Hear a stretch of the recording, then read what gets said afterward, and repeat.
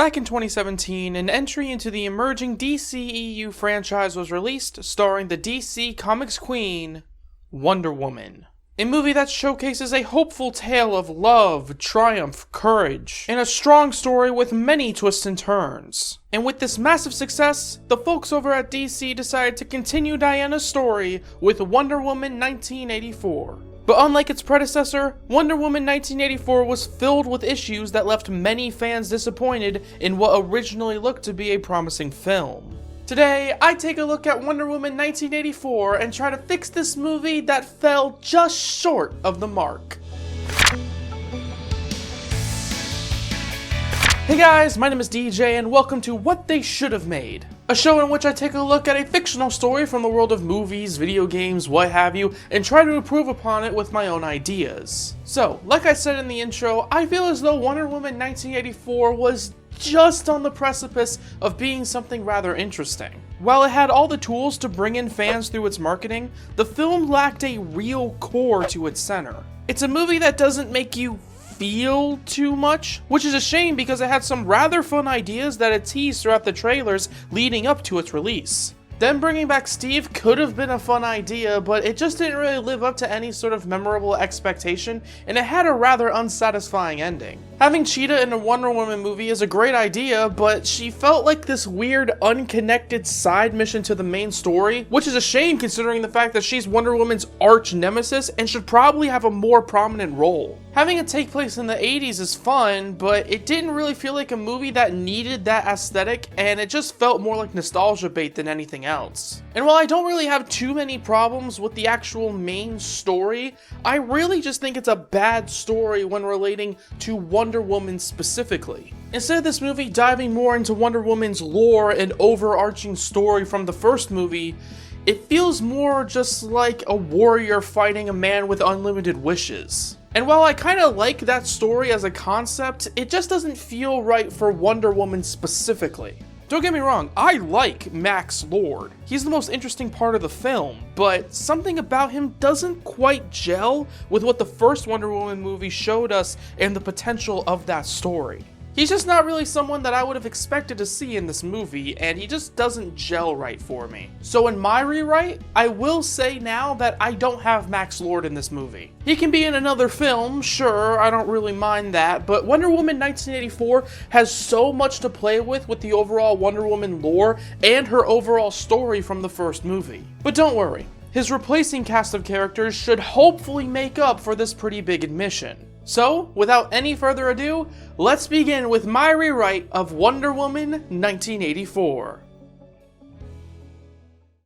Our story begins not with Wonder Woman herself, but rather her mom in a bit of a prologue scene. We see Hippolyta, Diana's mom, looking out at the vast sea surrounding Themyscira, watching in deep thought, before she gets interrupted by a fellow warrior telling her that a meeting has started. She walks into a room and starts pleading with a council of powerful Themysciran officials. Hippolyta hasn't seen her daughter in 65 years, and she wants them to allow Diana a chance to return to Themyscira. But with their culture of Themyscira and their refusal to allow outsiders into their land, the council say no. So, Hippolyta gives them a choice. Either she gets to bring Diana home to Themyscira, or she will personally leave the island to find her.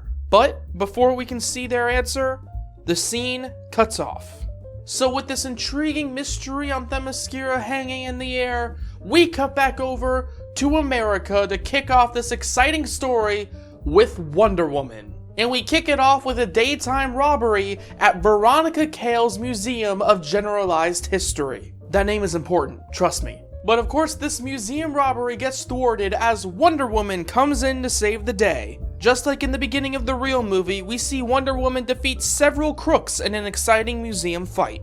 But when she goes to interrogate one of the crooks with the lasso of truth, we watch as his eyes completely turn black and he dies right there before being able to answer a single question. This horrific confusion leads Diana to investigate a little bit more before finding a metal shard in a backpack of one of the crooks. And upon further examination, she realizes that it's actually a piece of Ares' armor from the end of the first Wonder Woman movie. And of course, as she sits there staring at that metal shard, all she can remember is Steve and his sacrifice that stopped Ares. Afterwards, we cut ahead to see an angry woman named Veronica Cale screaming at one of her assistants as she is clearly furious about the break-in at the museum, before being interrupted by another assistant named Barbara Minerva, who walks in with a few police officers standing behind her. And among the police who are there for questioning is one of the researchers who actually works at that museum, Diana. But obviously, Diana is just so low on the totem pole that Veronica doesn't even know who she is. And during the police interview, Veronica keeps denying that she knows anything about the museum robbery or any of the other museum robberies over the last few months. But you can kind of tell in Diana's eyes that she really doesn't believe her. So after the interview, Diana decides to go out and talk to that Barbara woman. They talk and seemingly hit it off well through their combined interests with science and history, with Barbara continuing to be a bit awkward like in the real Wonder Woman 84 movie. Barbara then decides to confide in Diana after this few-minute conversation, saying that Veronica has been acting a bit suspicious ever since the museum robbery started. Veronica has even opened up a new division in the company over the past few months. This division specializes in not only recreating ancient weaponry, but also in creating military weapons. Which is odd since the company is based around creating technology and discovering ancient artifacts. It usually has nothing to do with war in any way. Barbara then mentions that there is actually a facility on the outskirts of town specifically designed for this new weird division. So naturally, Diana decides to get into her Wonder Woman costume and sneak into that facility later on in the evening. And during her time in this facility, after seeing a bunch of different DC Easter eggs,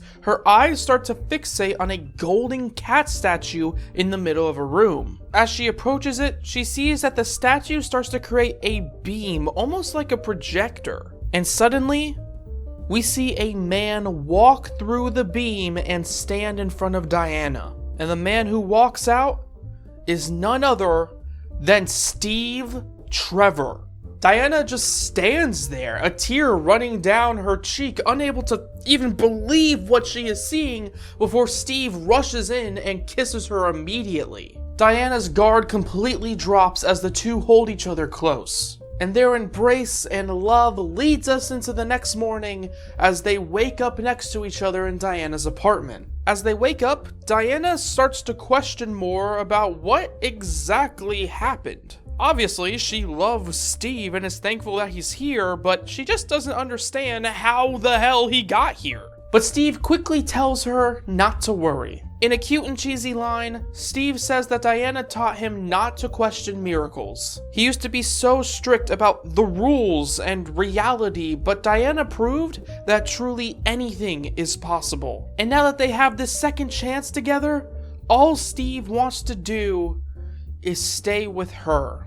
And what is obviously a desperate move for love, Diana decides not to question it and to just go along with Steve. She chooses to remain ignorant. She has had nobody for decades, no family, no friends, and just this haunting memory of Steve's death. And now that she has another chance to finally have someone else in her life, she's deciding to take it. So Diana decides to take Steve out and show him all the wonders of the future. And this is basically where you get your little nostalgic 80s montage. By the end, Steve is wearing a fanny pack, a puffy jacket, and a bewildered look on his face as he tries to understand a Rubik's Cube. However, during this montage, while Diana is so intoxicated by Steve, there's in fact another robbery at another Veronica Cale museum. And since Wonder Woman wasn't there to stop them, the crooks were actually successful in stealing a little artifact called the Sunblade. Diana explains to Steve just how important this sword is, that the Sunblade is an old and powerful sword created by an Olympic god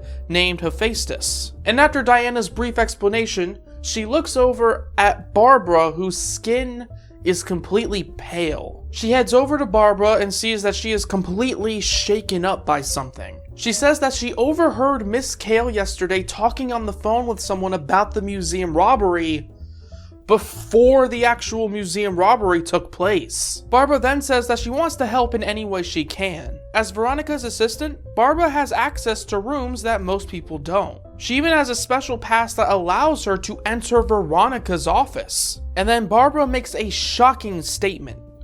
Barbara is going to enter Veronica's office to find any proof of a connection between her and the robberies. Obviously, Steve and Diana are saying, no, you shouldn't do that, you should go to the authorities. But Barbara is insistent. The Sunblade is one of the last known artifacts that we have that connect us to the legendary gods of Earth, and she feels like she needs to get it back. In her mind, this is the right thing to do. She walks off as Diana and Steve are just left to stare at each other, with Diana realizing that they have to do something fast before Barbara goes out and gets herself hurt. Diana then decides to do a bit of research on the Sunblade to try and find out more information about it. Maybe if they can find a connection between the Sunblade and any of the other artifacts stolen, then maybe there'll be a clue. But while they continue to look for more information on the Sunblade, we cut to later on in the evening as Barbara gets ready for this big break-in. She puts on some green goggles, a black mask over those green goggles, her regular glasses over the black mask, black pants, and a black and white shirt because, ultimately, she's a fucking dork. However, after somehow successfully breaking into Veronica's office, she finds a little secret remote hidden in one of the drawers. She presses the button and ultimately finds a little secret room hidden off to the side. And in the room, she finds the Sunblade just sitting there next to the little golden cat statue we saw from earlier. So, hooray! I guess this fucking dork actually cracked the case. But before she can fully make heads or tails of what to do next, she turns around and she sees Veronica Kale and a few bodyguards standing there. Poop. But before we can see what happens next with her, we cut back over to Diana and Steve, who are continuously researching the Sunblade. And during their research, they find out that the Sunblade and the cat statue were both found during the same archaeological expedition. There is a temple deep within an African jungle called the Ancient Temple of the Feline. It is said that there is a ritual that you can perform there that involves the Sunblade. And this ritual can summon any god to your side, and they will essentially become your servant. Diana and Steve quickly deduce that Veronica is about to go perform this ritual, so they decide to rent a private plane and fly off to the African jungle. And during this flight, Steve continues to be amazed by both the amazing world they find themselves in, and in Diana. Diana smiles, of course, with her eyes filled with love and a heart filled with purpose now that Steve is back. After this mini conversation, they land just outside of the forest before they start their trench through the jungle, with Steve chuckling because, hell, even with all these modern day luxuries, they still have to just walk through a damp and hot forest. Which adds almost nothing to the story, but I think it's cute, so I'm leaving that line in. But after a little while, they finally find the Temple of the Feline. They walk inside and are stunned to see that same little golden cat statue sitting next to a cauldron in the middle of the room. Just then, the door closes behind them and Veronica appears in front of them with a few guys behind her holding Barbara hostage. Veronica commands Diana to sit down or Barbara will be killed right there on the spot. Veronica then takes out the Sunblade and slowly makes her way over to Diana and Steve. As Diana angrily stares at Veronica, she tries to reassure Steve that everything will be okay. However, after a beat of silence, Diana starts to hear a deep chuckle to her side. When she turns, she sees Steve laughing and smiling maniacally at Diana. Steve then says, "Oh, my dear, you really are stupid, aren't you?" Steve and Diana lock eyes before Steve starts to evaporate. He turns into smoke before going back inside the golden cat statue. And Diana just sits there in a shocked silence, not entirely sure what the hell just happened, before she is immediately stabbed through the hand. Finally, we can begin the prophecy. She says, first, we need the blood of the killer before she drips Diana's blood off the sword into the cauldron. Next, the blood of the witness as she cuts the hand of Barbara and drips that blood into the cauldron. And lastly, the blood of the leader as Veronica cuts her own hand and drips that blood into the cauldron as well. She then grabs the statue and has it hovering over the cauldron before saying that after years of struggle, after years of climbing up to become a powerful woman with museums and businesses under her control, she will finally have all the power in the world with her control of a god. She drops the statue into the cauldron before there's an explosion with everybody flying back. And as Wonder Woman slowly starts to wake up following the explosion, she looks up to see a god standing over her. Ares. Oh, how pathetic. You wanted to believe so badly that your precious Steve could return from the grave that you forgot about the person who killed him. If it's any consolation, it was fun to watch you laugh and smile, if only because I knew what was coming next. Remember this feeling next time you try to kill a god. But on to more pressing matters. He then turns around and picks up Veronica by the throat before saying, Oh, young Kale, you truly think that you can control a god? You, young lady, are nothing more than an Icarus. And with your wishes for control, you have flown too close to the sun. Allow me to burn you. Ares then grabs the Sunblade and stabs her in the stomach, killing her before dropping her body like a sack of meat in front of Wonder Woman. Ares then turns his attention over to Barbara Minerva. Now you have true potential.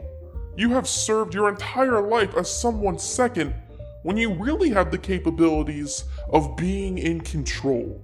You just need a little push.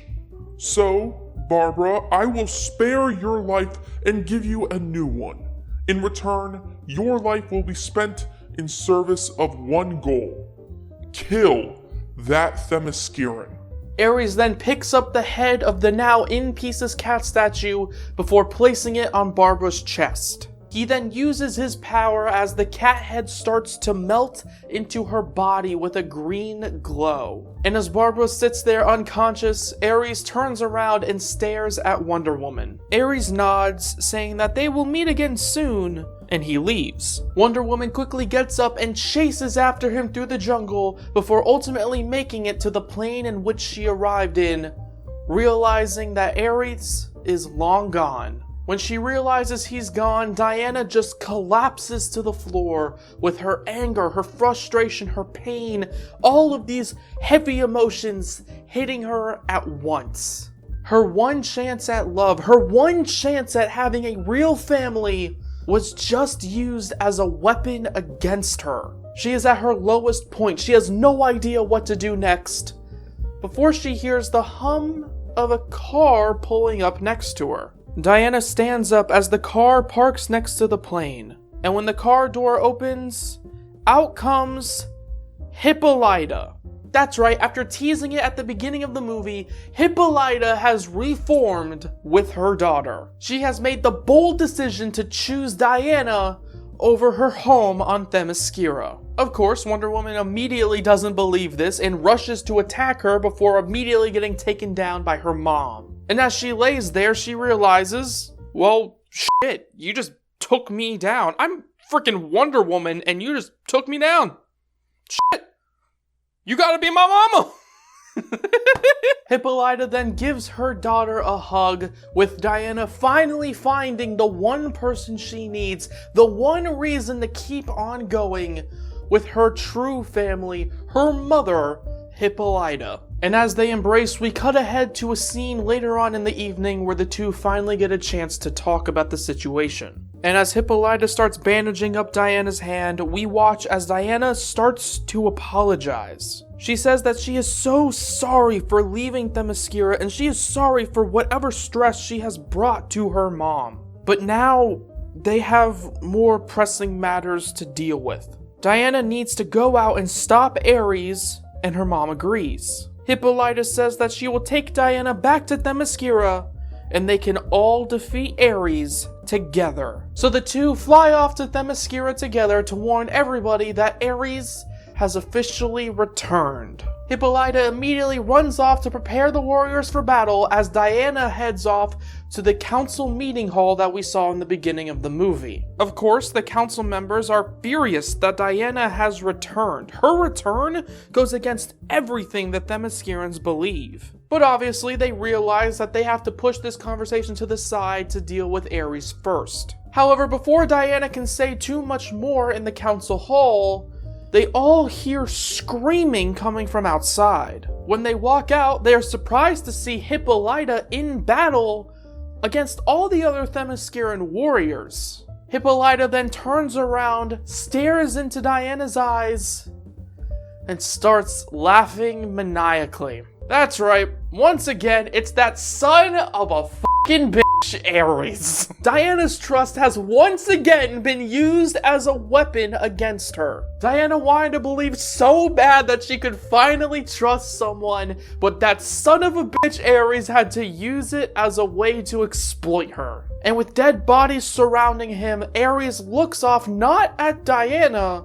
but rather the council who are all standing behind her, saying that he has a proposition for them. Ares brought back their favorite daughter in Diana, but now he wants something in return. You can keep your daughter. You can keep your home, but the only thing I want in return is for you to just stay here. I have my own plans for the human realm, and I don't need any of you interfering with it. So, my proposition is simple. You stay here, and Themyscira won't be harmed in any way. But suddenly a door swings open to interrupt this proposal with the real Hippolyta. She looks at her daughter for the first time in 66 years, revealing that she never left Themyscira in the first place, which is something they could play on more in the third movie, but I'll talk about that later. The council, meanwhile, continues to stare at Ares before one member steps forward. The council member says that she agrees to not interfere in whatever torment Ares has planned for humanity as long as Diana and Themyscira are left unharmed. And sadly, another council member stands alongside her, and then another, and then another, and then another. But after hearing this horrible declaration, Diana stands in front of them eye to eye with Ares. Diana then says, "If it's my life versus the life of humanity, then I will not agree. Themyscira is stronger than that. I am stronger than that. And if they won't support this decision, then I will have to stop you myself." Her mom steps forward, taking the side of Diana in this fight against Ares. Of course, this council of cowards decides to step away and not join in this fight. So it's a 2-on-1 battle with Diana and Hippolyta taking on Ares. And while Ares puts up a good fight, the two women manage to take Ares down and throw him to the ground. Ares lays on the ground before Wonder Woman takes out her lasso of truth and asks him what his plan is. Ares laughs and simply says, Her. They all turn around to see this deformed monster in their presence. Barbara, aka Cheetah. Cheetah lunges toward Wonder Woman, attacking her as they both go tumbling through a wall. Cheetah furiously starts beating down Diana before Diana pushes her off, asking her why she's doing this. Cheetah then says, "I do this for my master. I must kill you for my light, the one that transformed me. You must die for Ares." And after an intense brawl, Diana manages to launch Cheetah across the room, essentially knocking her out. Diana runs back in and sees her mom there standing alongside all the council members who have surrounded Ares, who is still laying on the ground. And as Hippolyta approaches her daughter, we see Cheetah once again lunge through the wall and attack Diana. And as the women square up to fight against Cheetah, Ares takes advantage of this distraction, summoning the Sunblade and killing all of the council members surrounding him in one fell swoop. Ares stands above all the dead bodies, with everybody who agreed to his plan dead on the ground because of him. Diana's mom looks down at the pile of dead bodies surrounding Ares before lunging toward him, screaming in anger. And while Diana would love to follow her in this chase, she kinda has her hands full with a brawl against Cheetah. And we go back and forth between the two fights, with Wonder Woman and Hippolyta even hitting some double team moves on both Ares and Cheetah. During the fight, Ares eventually grabs Hippolyta and throws her down to the ground, knocking her out. And when Diana sees this, she uses her fury to knock Cheetah out by throwing her through another wall. Ares then tries to run off in an escape attempt while Wonder Woman starts chasing after him. However, right when she's about to grab him, we see Cheetah lunge toward Wonder Woman and attack her, interrupting this chase. Ares successfully escapes as Cheetah and Wonder Woman start fighting once again. And Cheetah actually gets the upper hand in this fight before mounting on top of Wonder Woman, viciously and violently clawing at her. Wonder Woman has blood all over her as the scratches continue and continue and continue, and it looks like Wonder Woman perhaps might die in this moment. And as she looks like she's about to fade, we watch as Hippolyta runs in and stops Cheetah. Diana gets up and there's another 2-on-1 brawl, this time with Diana and Hippolyta taking on Cheetah. And the 2-on-1 brawl finally concludes with Diana and Hippolyta standing over Cheetah, finally, for real this time, knocking her out. And after the fight, Diana and Hippolyta just embrace in exhaustion. The two cry, with Hippolyta's arms finally providing Diana the one feeling she's needed for over half a century. A feeling of safety, of warmth, and of love. After years of not being able to trust anyone, after this journey of being tricked over and over again by Ares not to trust anyone, Diana finally learns that she doesn't have to be on her own. And as Cheetah is taken away to be locked up on Themyscira, with the Themysciran officials now dead, and with Ares now gone, there are just two questions that remain. Who will lead Themyscira, and how will Ares be stopped? Diana and Hippolyta then look at each other, wondering these two questions, before Diana stands in front of this crowd of warriors standing below her. Diana watches as the warriors on Themyscira kneel before her, signaling their allegiance to Diana. Her mom, brimming with pride, watches as Diana stands as a leader for Themyscira. Finally, Diana has a home. Finally, Diana has a family. Finally, Diana stands as the leader of Themyscira that she was always meant to be.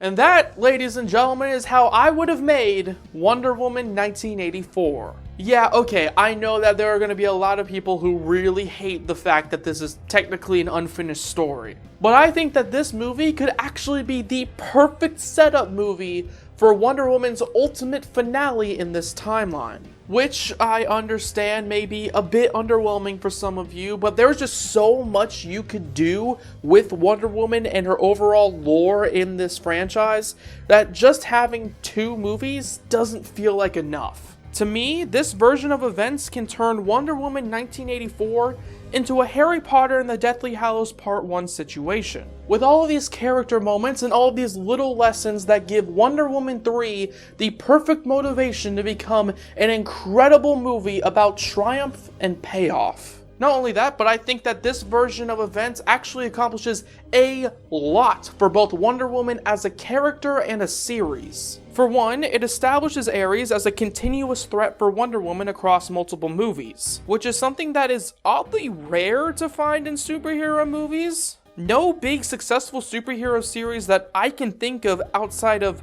maybe Harry Osborn in the Spider-Man trilogy, has this big bad guy across multiple entries in the franchise. So I think that this difference can actually help establish the Wonder Woman series as not only being a bit more unique, but also a little bit more interesting as we get to see the growth of both Ares and Diana across multiple movies. And speaking of growth, I think that this movie also continues the growth of Wonder Woman in a compelling way, or at least in a more compelling way than the original movie. Instead of her arc being just about her getting over Steve Trevor, her arc becomes both simpler and more effective. She has to get over not trusting people in general. Sure, she has a journey in there where her love for Steve is a main factor in the movie, but her dreams of him literally evaporating into Ares transforms her character arc into being one about trusting people as a whole.